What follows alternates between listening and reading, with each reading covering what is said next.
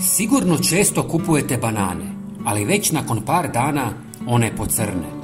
U ovom kratkom videu ćemo vam pokazati više načina kako da to drastično usporite. Stoga ostanite sa nama do kraja videa. Čak ni mnogi voćari ne znaju za ovu metodu. Prvo što će vam trebati je zdjela sa vodom u koju ćete dodati 1 žlicu soli. Zatim dodajte 1 žlicu sode bikarbone i sve dobro promiješajte. Pranje banana u otopini soli i sode bikarbone čini ih sigurnijima za konzumaciju uklanjanjem pesticida i bakterija s kore. Ova jednostavna metoda također pomaže eliminirati ostatke voska. Ako niste znali, jeftine banane su najgore i pune su kemikalija i smeća, pa je ovaj korak nužan. Operite banane sa svih strana i ostavite ih u otopini par minuta.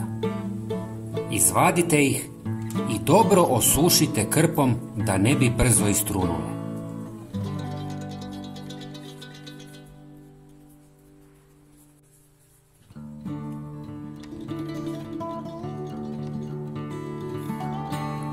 Drugi korak je da zamotate vrh banane sa folijom jer sadrži veću koncentraciju etilena, plina koji potiče proces zrenja voća.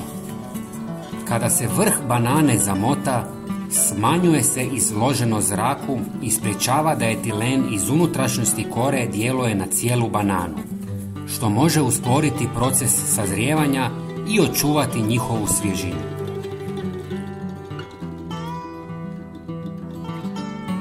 Također, ako želite dodatno usporiti crnjenje banana, onda ih malo razdvojite.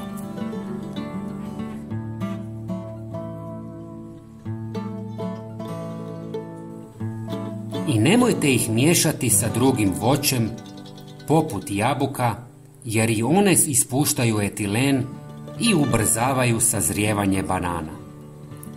Dragi prijatelji, ako vam je ovaj video bio koristan, podijelite ga sa svojim prijateljima i pretplatite se na naš kanal. Hvala vam puno. Pozdrav!